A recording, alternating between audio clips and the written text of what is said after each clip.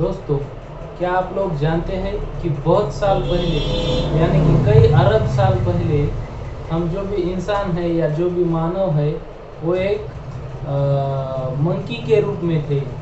और जैसे जैसे टाइम बीतता गया तो आज हम हमारी जो भी ये है, हम जैसे भी दिखते हैं इन्हें होमो सैपियन के कैटेगरी में रखते हैं। नमस्कार दोस्तों, मैं हूँ आपका दोस्त Shrikant in our channel that is biological atlas, and today we are going to take a new chapter, a first chapter of biology syllabus, that is reproduction in lower and higher plants. Okay, so this chapter, reproduction in lower and higher plants, is mainly dealt with the plants. Okay, after that we are going to deal with the organisms also, okay, animals also. So let's start to the our chapter without wasting time. What is the meaning of reproduction? Here the definition of reproduction is given. The reproduction can be considered as the production of young ones like parents. यानी कि क्या कहते हैं कि production जो भी बनाना है, नया बनाना है, प्रोडक्शन ऑफ यंग वंस यानी कि बच्चों का बनाना उनके पेरेंट के जैसा, इस प्रोसेस को सिंपली क्या कहते हैं, रिप्रोडक्शन। ओके, तो रिप्रोडक्शन में दो पॉइंट इसेंशियल है। क्यों रिप्रोडक्शन इसेंशियल है, व्हाई इट इज नेसेसरी, तो इसमें दो पॉइंट है।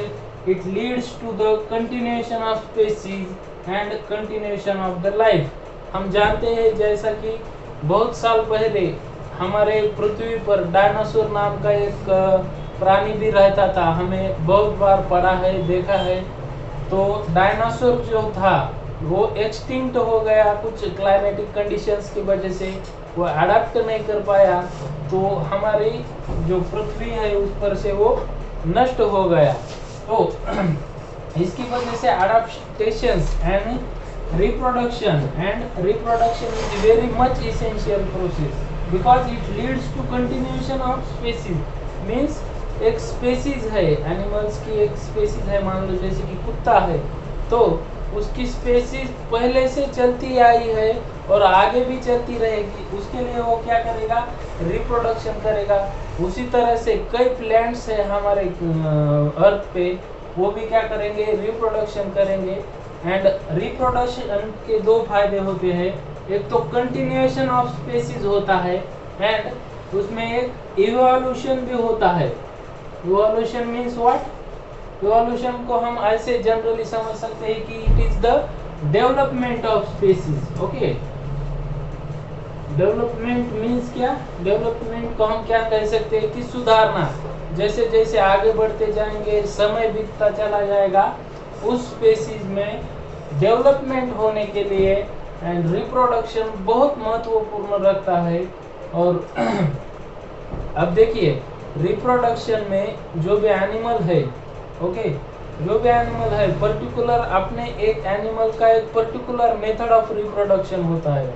Each organism has its own method of reproduction. Okay, so generally broadly speaking, these methods are broadly classified into two categories. Okay, so which are those two categories?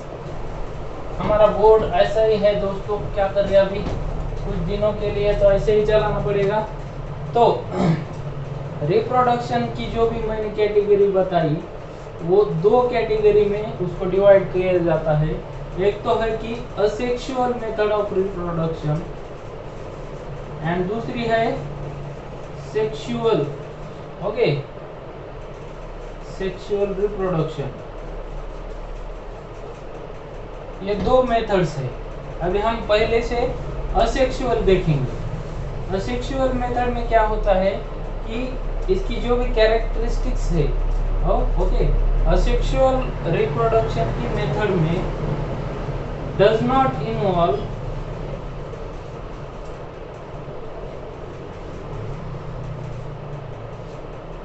Fusion, fusion यानी कि मेल मिलाप। Okay, fusion of to